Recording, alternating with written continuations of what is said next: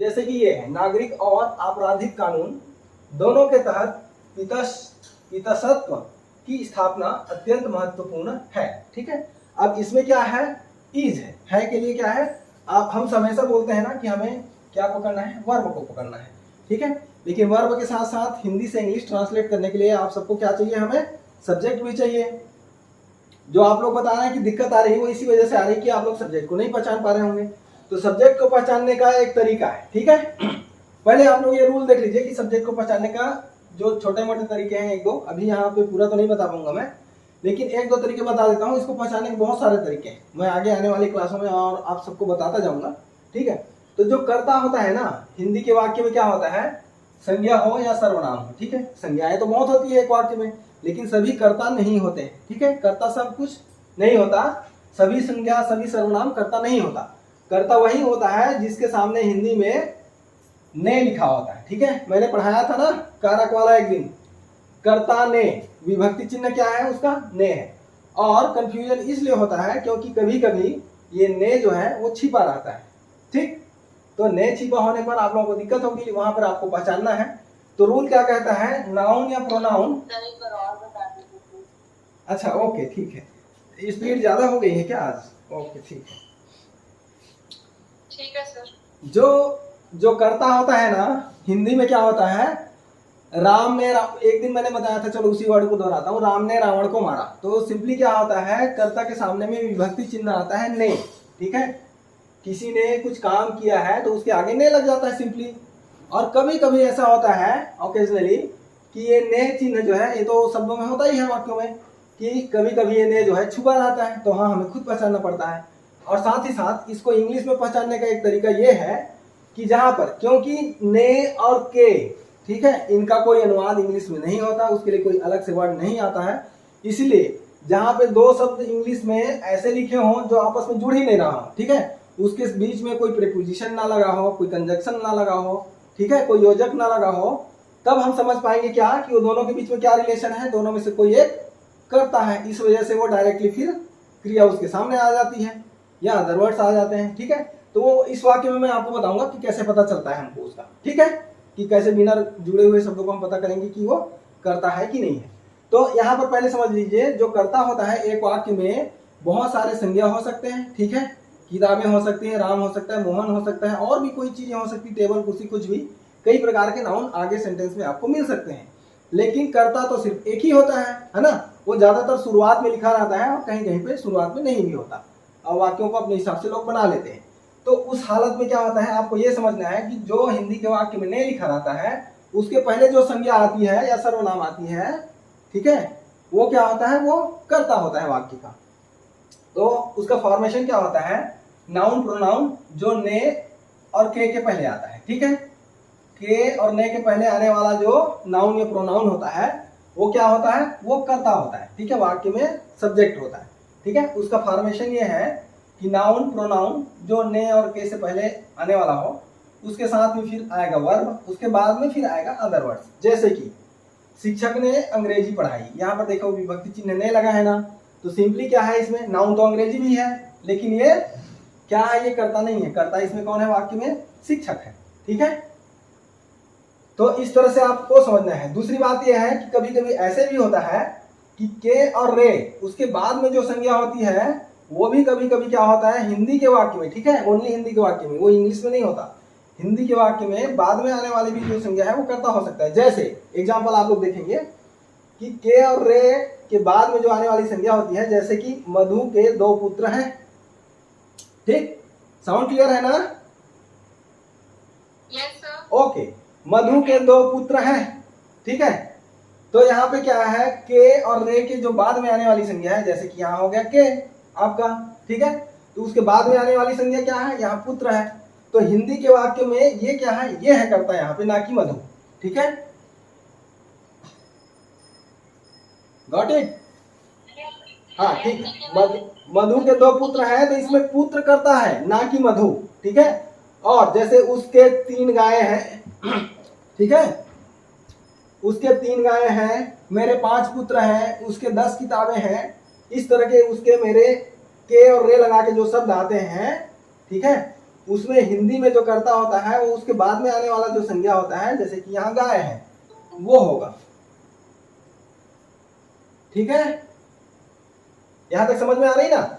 लेकिन यहां पर एक बहुत बड़ा लोचा है। लोचा क्या है कि इंग्लिश में ये बाद में आने वाला जो नाउन है वो नहीं होता है कर्ता। इंग्लिश में क्या हो जाता है, ये उल्टा हो जाता है। यहाँ पर जो मधु है ये यहाँ पे आके सब्जेक्ट बन जाता है। ठीक है, जैसे कि मधु हैज 2 सन्स। देखो पुत्र तो 2 है, उसके लिए 2 लिख भी दिया, यहाँ प्लूरल में सन भी लिख दिया, लेकिन फिर भी हम मधु के साथ में हैज लगा रहे हैं, ना कि हैव। ठीक है, तो यहाँ पे क्या आ गया, ये मधु यहाँ पे सब्जेक्ट बन गया है। ठीक है, जैसे ही हैज 3 काउस, तो इसमें भी ये जो ही है तो यहाँ इसके क्या हो गया, उसके 3 गायें हैं। ठीक है, तो यहाँ पे काउस और सन यहाँ पे कर्ता नहीं है, इस चीज को याद रखिएगा। अगर इसको हम कर्ता बना के ऐसे लिखते हैं जैसे कि मधु हैव 2 सन्स, है ना। अगर हम यहाँ पे लिख देते हैं सन को, अगर कर्ता बनाने के चक्कर में हम मधु हैव 2 सन्स लिखते हैं तो ये रॉन्ग हो जाएगा, ये क्लियर नहीं है, ये सही नहीं है। ठीक है, यहाँ पे हैव नहीं आएगा, इस वजह से ये यहाँ पे गलत हो रहा है। 2 सन्स हैव मधु ऐसे भी लोग लिखते हैं, तो यहाँ भी ये गलत है। सही होगा इसका मधु हैज 2 सन्स, और इसमें मधु यहाँ पे कर्ता होगा। ओके, सब्जेक्ट होगा। नाउन प्रोनाउन के रे के पहले आने वाली जो वर्ब और अदर वर्ड्स हैं, जैसे कई लोग क्या कर देते हैं, आप लोगों ने देखा होगा, वैसे सेंटेंस की दृष्टि से वो गलत है, लेकिन लिख देते हैं ऐसे, मधु को 2 पुत्र हैं।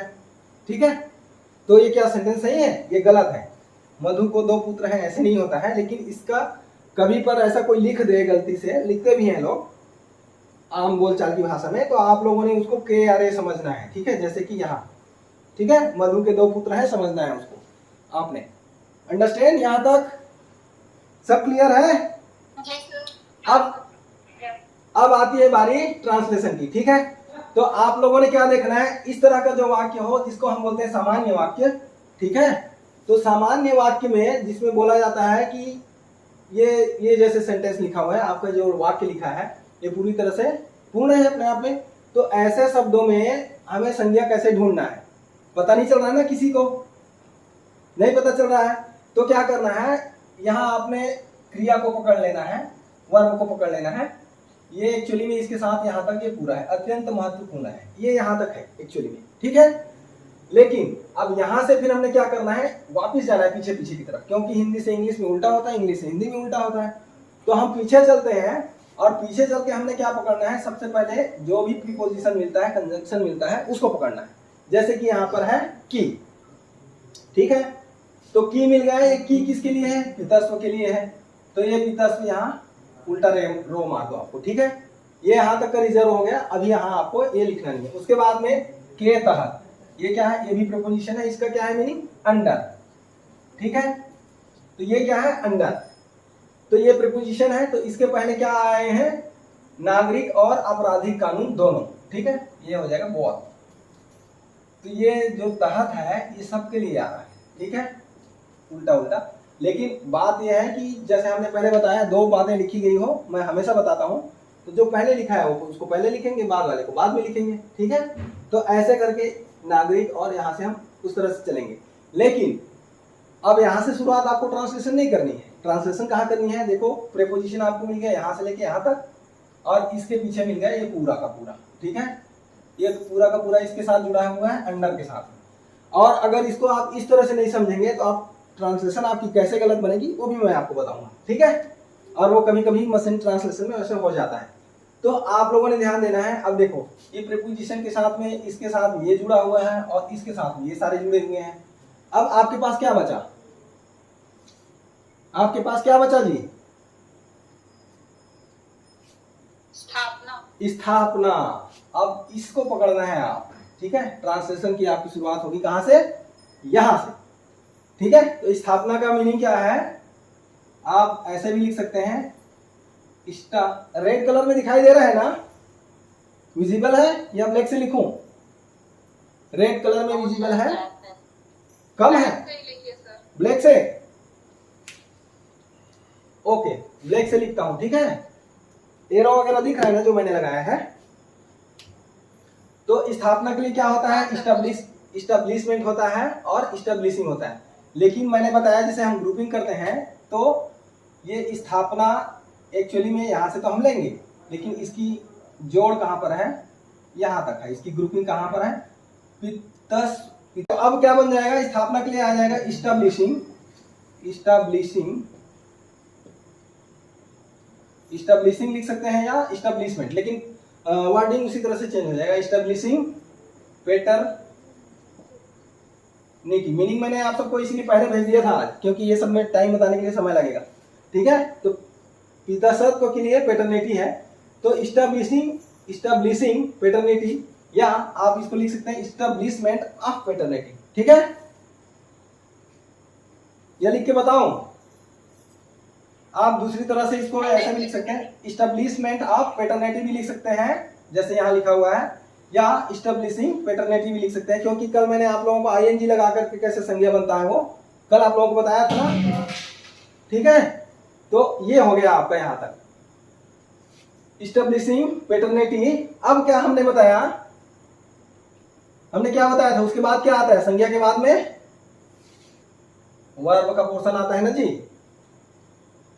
इंग्लिश बनाने के लिए क्या आता है, वर्ब का पोर्शन आता है। तो वर्ब का पोर्शन क्या आ जाएगा, establishing paternity is extremely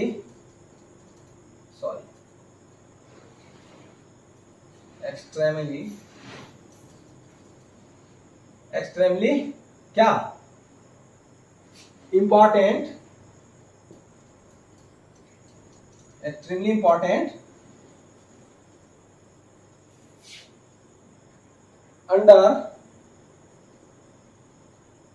under both civil and criminal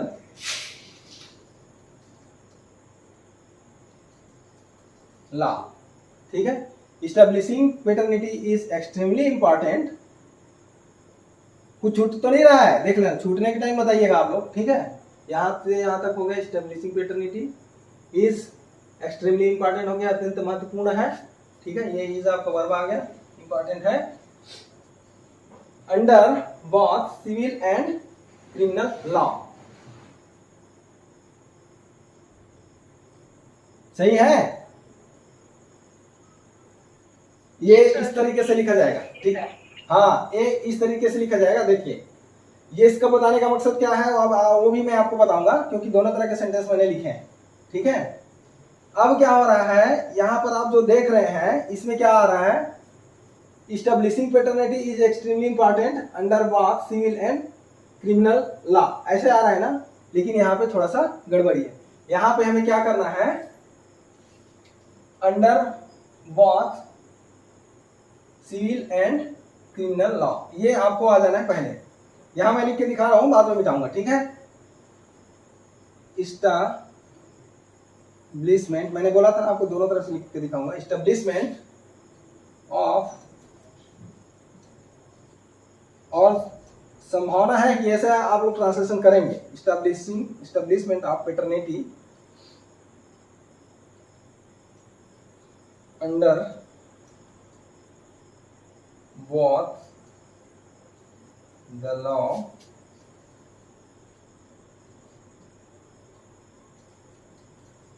civil and, या ऐसे भी लिख सकते हैं both civil and criminal law, ऐसे भी लिख सकते हैं, under both, ऐसे भी लिख सकते हैं आप लोग, both civil and criminal law, establishment of paternity under both civil and criminal law is extremely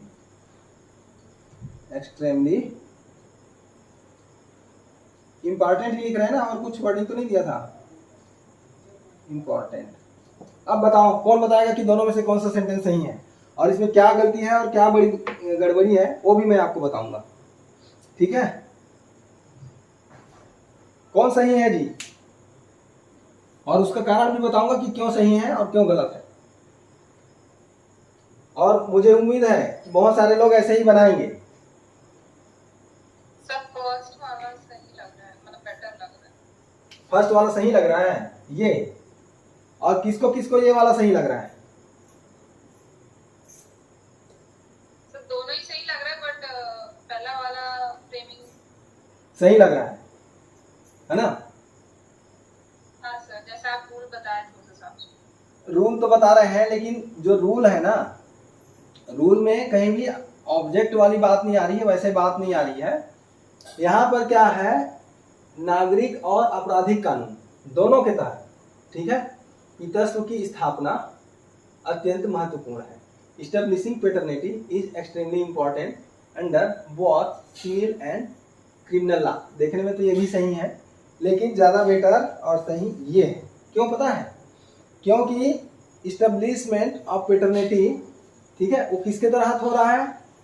एक पितृत्व की स्थापना किसके तहत हो रहा है? नागरिक और सिविल, ठीक है, इसके तहत हो रहा है। तो ज्यादा सही वाक्य मेरे हिसाब से ये वाला है, क्योंकि मैं पहले भी बीच में आप सबको पूछता रहा हूं कि जब आगे पीछे करते हैं तो वो जो मेन कंटेंट है जो बताना चाह रहा है वो दोनों के लिए है कि एक के लिए है, ठीक है।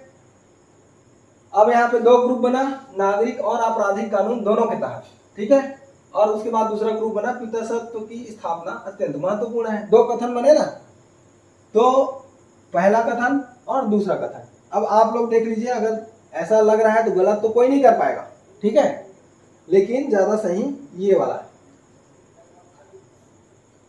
जी सर।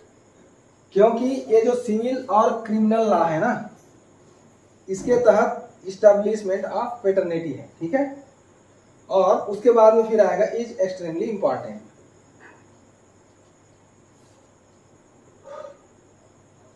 आज क्या क्या सीखने को मिला, ठीक है। वैसे ये गलत नहीं है, अब ऐसा निराश मत होइएगा कि सर ने ऐसे गलत बता दिया, गलत नहीं बोल रहा हूं मैं, लेकिन लिखने का एक तरीका, दोनों तरीका है, ठीक है, और दोनों तरीका मैंने बता दिया, रूल भी बता दिए आपको कैसे पकड़ के जाना है, आपकी ट्रांसलेशन की शुरुआत कहाँ से होगी। ऐसे वर्ड आप देखेंगे तो एकदम से समझ में नहीं आएगा कि मैं ट्रांसलेशन कहाँ से शुरुआत करूंगा, ठीक है। और इसके पहले चाहिए तो द एस्टेब्लिशमेंट भी आप लिख सकते हैं, या establishment paternity is extremely important under both civil and criminal law, या ऐसे establishment of paternity under both civil and criminal law is extremely important. Okay, clear है यहाँ तक? Yes sir. ठीक है, आगे बढ़ते हैं। अब ये तो हो गई एक बात, दूसरी बात, ठीक है, ट्रांसलेशन बिना मिटाए बन जाएगा। आज 3 ट्रांसलेशन आराम से बन जाएगा। इसको मिटा रहा हूं मैं बट है, क्योंकि इसका लिए हम लोग लिखेंगे। तो कितने लोगों ने ट्रांसलेशन बनाया, कितने लोगों ने नहीं बनाया? हैं? आधा बना तो आधा नहीं बना। आधा बना आधा नहीं बना, ठीक है, इसीलिए हम प्रयास कर रहे हैं कि आप लोगों से पूरा बने। कानून वैध विवाह के दौरान पैदा हुए बच्चे की वैधता को निर्णायक मानता है, ठीक है। अभी मैंने एक रूल बताया क्या, कि के और रे होता है कर्ता के बाद में, है ना, यानी कि ने और के उसके पहले आने वाला जो होता है वो कर्ता होता है। और मैंने ये भी बताया कि कभी कभी ये छिपा हुआ होता है लेकिन उसका भाव आ रहा होता है कि उसने किया है, ठीक है। और एक तरीका और भी बताया कि वो किसी भी प्रीपोजिशन के साथ में नहीं जुड़ रहा होगा तो भी वो क्या है, कर्ता हो सकता है। तो यहाँ पर देखो क्या लिखा है, कानून वैध विवाह के दौरान पैदा हुए बच्चे की वैधता को निर्णायक मानता है। अब इसमें क्या है, आपका वर्ब कहाँ है, ये है आपका मानता है, ठीक है। अब आपको ढूंढना है क्या, कर्ता यानी कि सब्जेक्ट, ठीक है। तो वो मैंने जो पहले आपको तरीका बताया है। अच्छा, अब ये तो सामान्य वाक्य हो गया, ठीक है ना, ये वाक्य हो गया था क्या, सामान्य, जिसमें सहायक क्रिया मुख्य क्रिया के रूप में आकर के काम करती है और एक सामान्य वाक्य बना जाती है। लेकिन अगर कोई वाक्य अगर टेंस में लिखा हो, वॉइस में लिखा हो, तब क्या करेंगे, जैसे ये मानता है, तो ये क्या है, सिंपली जो मैंने पहले बताया है आप सबको, ता है, ती है, ते है, ठीक है ना, जो आपको वर्ब के साथ में वर्ब प्लस एस या ईएस लगा करके जो सिंगुलर बनता है और बिना इसके खाली वर्ब रहेगा तो प्लूरल बनता है, ठीक है। तो वो वाली जो वर्ब आती है ता है, ती है, उसका ट्रांसलेशन होता है। और ये क्या है, फिर ये प्योरली सिंपल प्रेजेंट टेंस में है, ठीक। तो अब यहाँ पे क्या हो गया, जैसे ठीक है, हमने ऊपर फार्मूला बताया आपको, टेंस भी हमें समझ में आ गया, ठीक है। लेकिन ऊपर वाले सामान्य वाक्य की तरह ही इसमें भी हम बना करके देख लेते हैं एक बार, ठीक है। फिर क्या आपका बनता है, अब यहाँ आ गया आपका पहला प्रीपोजिशन को, ठीक है, क्या आ गया को। अब उसके बाद में दूसरा प्रीपोजिशन आ गया की, उसके बाद में आ गया फिर क्या। एक और वर्ड है जिसको मैं बोलता हूँ फ्ला।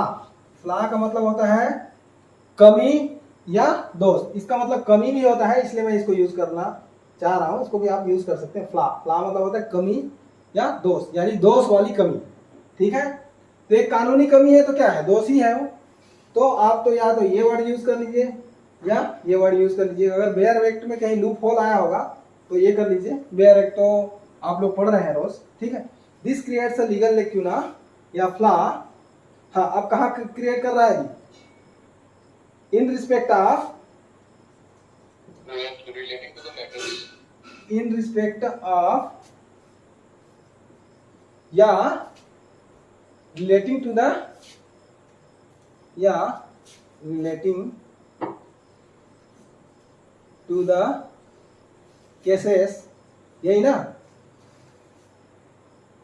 सर उन मामलों के संबंध में पूरा एक सेंटेंस आना चाहिए इंग्लिश। यह उन मामलों के संबंध में, ठीक है, वेरी गुड। यहाँ तक का एक पोर्शन है, यह उन मामलों के संबंध में this.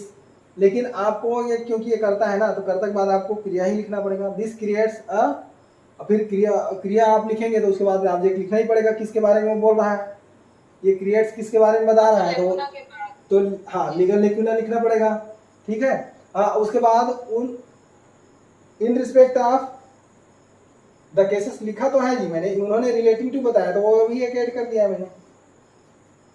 In respect of the cases लिखा है, ठीक तो है ना, संबंध में।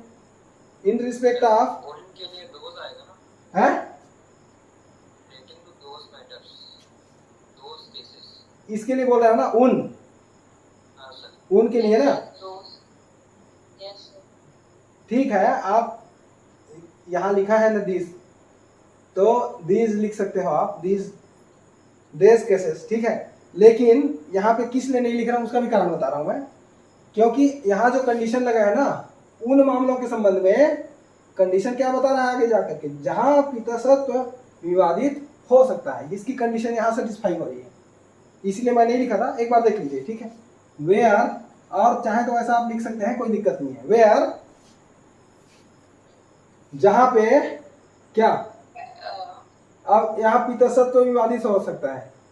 Where they can be disputed, paternity is disputed। where paternity can be disputed, where paternity can be disputed। can be, ठीक है, can be disputed, ठीक है, वेरी गुड। अभी हो गया ना, मजा आया। अब उसके बाद है, आगे मिटा दो ऊपर का, लिख ही लिया होगा आप सब और समझ भी गए होंगे। आगे बचा हुआ है ना, भले ही, तो इसके लिए हो जाएगा इवन इफ।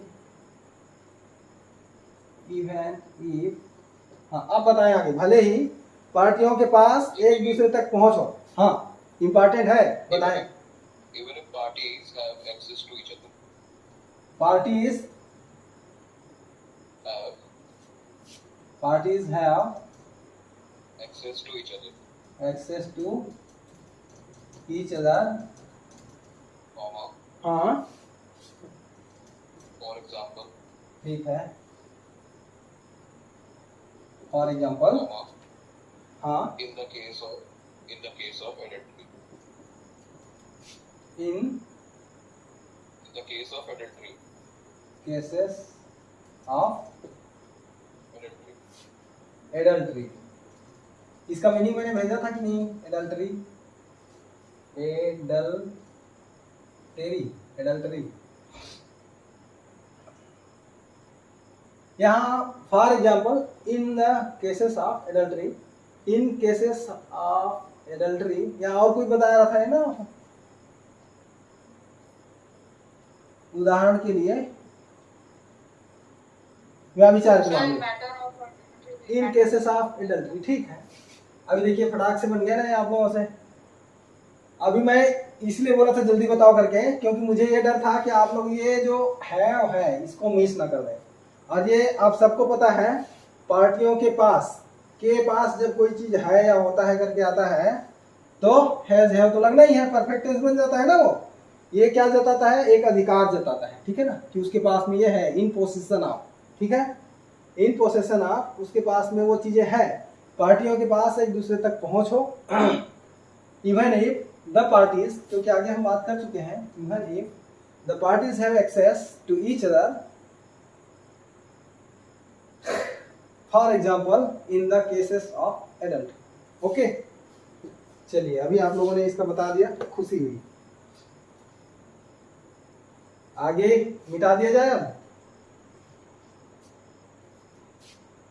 Ji sir.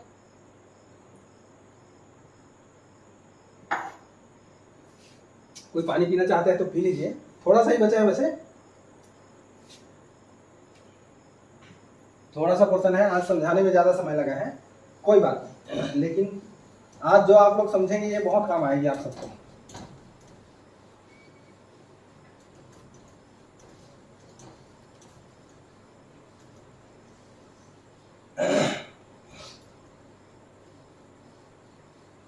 ठीक है, आगे का बताएं आप लोग।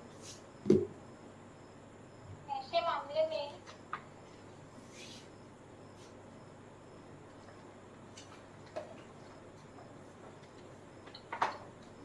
ऐसे मामले में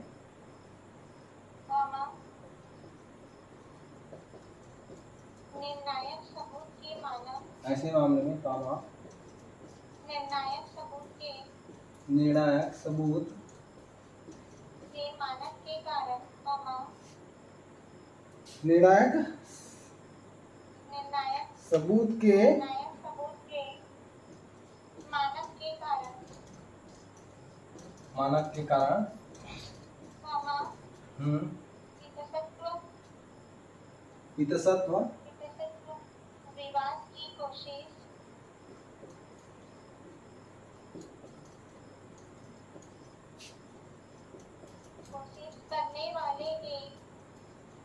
कोशिश करने वाले एक वैध मामले वाला पक्ष वैध मामले वाला पक्ष सबूत पेश करने में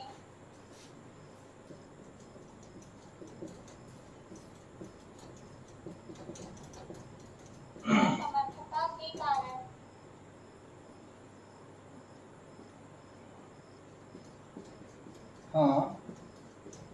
के कारण खुद को बिना किसी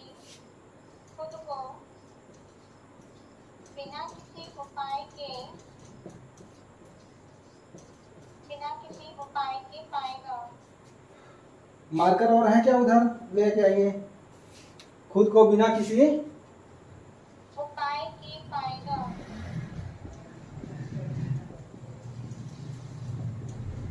ठीक है, बिना किसी उपाय के पाएगा। अब ये पाएगा क्या होता है जी? इसका मीनिंग तो नहीं भेजा था ना आप लोगों को मैंने। चलिए पहला काम क्या करेंगे, एक तो ये छोटा टुकड़ा यहाँ पर है आपके, उसके बाद निर्णायक सबूत के मानक के कारण, ठीक है, यहाँ तक एक ग्रुप बना लीजिए आप। वितसत्व विवाद की कोशिश करने वाले वितसत्व, अब यहाँ पर देखना ये जो है यहाँ से ये अलग है, ठीक है, विवाद की कोशिश करने वाला एक वैध मामले वाला पक्ष सबूत पेश करने में असमर्थता के कारण खुद को बिना किसी उपाय के पाएगा। वाह, चलिए अब बताइए अब क्या करेंगे। एक मार्कर ब्लैक वाला देना बेटा।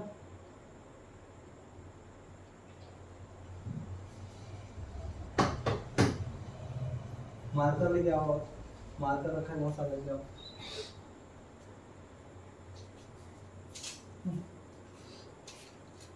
देख लो उधर ज्यादा हो गया, वो बंद कर दो। ये बीच में वो कर करके स्टार्ट करें। हाँ, ऐसे मामले में निर्णायक सबूत के मानक के कारण पितृसत्व विवाद की कोशिश करने वाले एक पक्ष वैध मामले वाला पक्ष। अभी पकड़ में आ रहा है क्या आप लोगों को? किसी को करता इसमें पकड़ में आया क्या? चलिए, नहीं आया तो वैध मामले वाला पक्ष। वेरी गुड, जिसने भी बताया है बहुत आंसर अच्छा है, इसके लिए इनको शाबाशी मिलती है। वेरी गुड, क्योंकि कैसे पकड़ा आपने? इन वाक्यों के पीछे और इन वाक्यों के साथ में कोई प्रीपोजिशन नहीं है, कुछ नहीं है, और ये एक दूसरे से बिल्कुल अलग थलग रख रहा है। ठीक है, तो वैध मामले वाला जो पक्ष है यहाँ पे यही करता है। लेकिन यहाँ पे क्या है आपको और मैं आगे बता रहा हूँ, देखो। ठीक है, ऐसे मामले में इन सच केसेस यहाँ तक तो हो गया, कॉमा लगा देंगे। निर्णायक सबूत के मानक के कारण, अब यहां से आपका पड़ जाएगा के कारण, ड्यू टू स्टैंडर्ड। मानक के लिए हम क्या करेंगे? स्टैंडर्ड ही लिखेंगे ना, standard, due to standard of क्या? कंक्लूसिव, वही वर्ड लिखते हैं, कंक्लूसिव प्रूफ। वैध मामले वाला पक्ष पितृसत्व विवाद की कोशिश करने वाला एक वैध मामले वाला पक्ष होगा। ठीक है, तो यहां से चलेंगे, पितृसत्व विवाद की कोशिश करने वाला एक वैध मामले वाला पक्ष।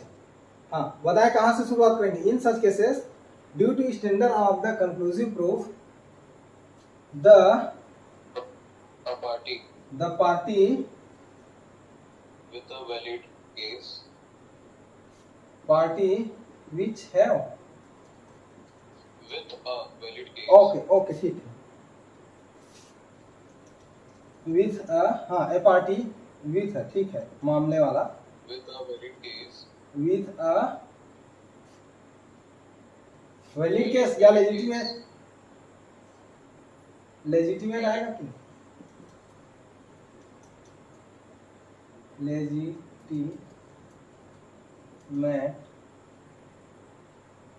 Case, the party with legitimate case.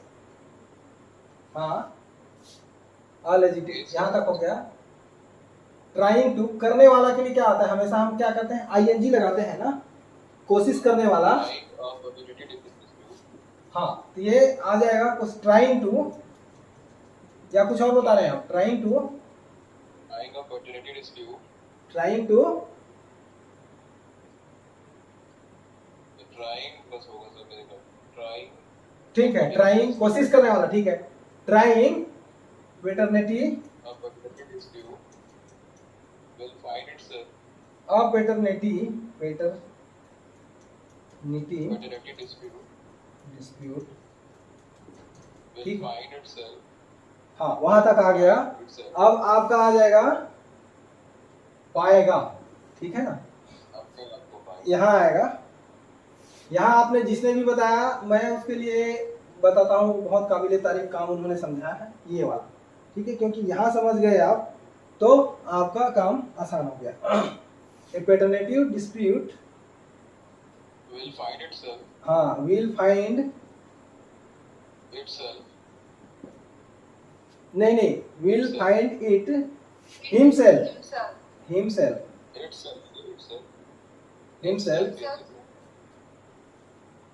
himself, without any remedy,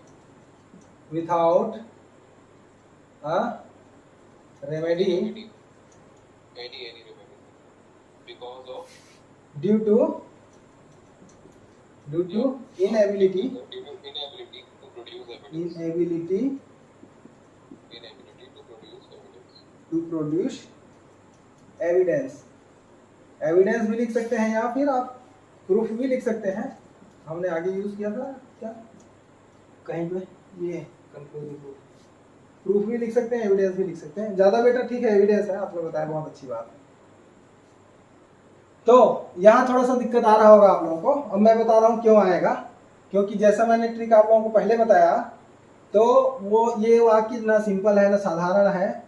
ये क्या है, फ्यूचर टेंस में यहाँ पर आ रहा है विल फाइंड, ठीक है, विल फाइंड विथआउट रेमेडीज, और किसको, हिमसेल्फ को, ड्यू टू इनेबिलिटी। अगर आप मीनिंग तो पूरे समझ रहे हैं, बस अरेंजिंग करने के लिए आपको फिर कोशिश करना पड़ेगा। बट उससे पहले आपको क्या करना होगा, इस तरह से ग्रुपिंग करना होगा। अगर आप ग्रुपिंग कर लेंगे सही तो ट्रांसलेशन भी सही बन जाएगा, ठीक है।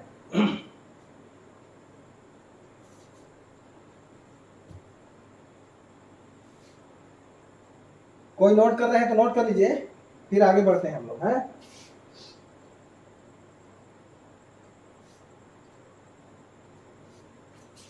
इस कानून का अपवाद, जो कर रहे हैं वो करते रहिए, मैं लिख रहा हूं। इस कानून का अपवाद, इस कानून का अपवाद यानी गैर पहुंच, गैर पहुंच गैर पहुंच,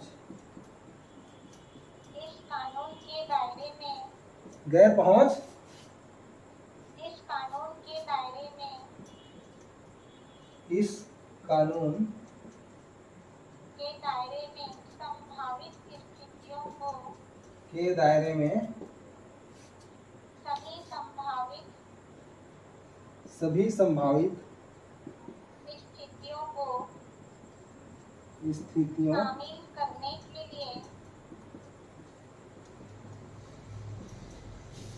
पर्याप्त नहीं है, शामिल करने के लिए पर्याप्त नहीं है, पर्याप्त नहीं है, नहीं। Full stop।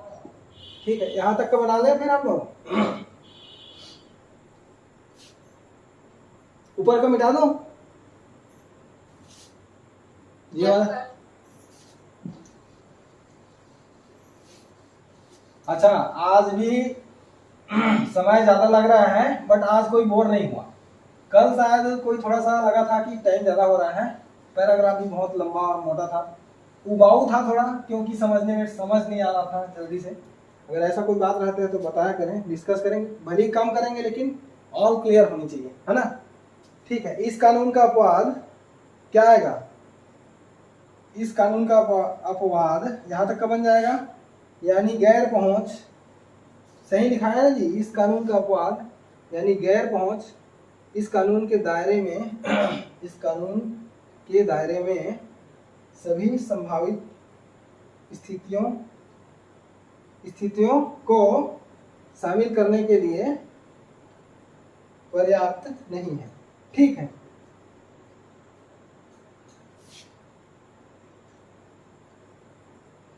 इस कानून का अपवाद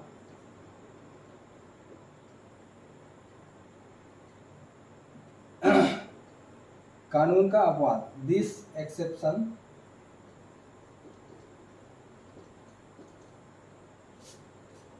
टू द लॉ लिखते हैं, ठीक है, this exception to the law,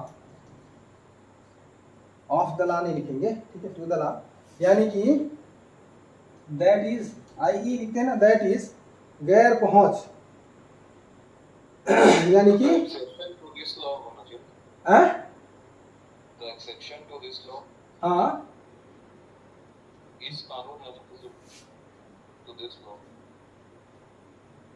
to this law, this exception लिख दिया ना, इस कानून का अपवाद, ठीक है sir. This exception to the law that is, यानी गैर पहुंच, दैट इज नॉन एक्सेस। एक तो है क्या, पर्याप्त नहीं है, आप लोग बार यहां से पकड़ लीजिए, ठीक है ना, करने के लिए क्या, शामिल करने के लिए को क्या, संभावित स्थितियों, सभी संभावित, यहां तक आ जाएगा, ठीक है, ऑल पॉसिबल सिचुएशन या सर्कमस्टेंसेस जो भी है, के दायरे में के लिए हो जाएगा इन द परव्यू ऑफ लॉ, ठीक है, this exception to the law, that is non access, यहाँ से हट रहा है ना, गैर पहुंच के बाद में कुछ जुड़ा नहीं है इसके साथ, है ना, इस कानून का अपवाद यानी कि गैर पहुंच, तो यही क्या हो गया आपका, कर्ता हो गया। दैट इज नॉन एक्सेस, क्या करेगा जी, is not Is not sufficient.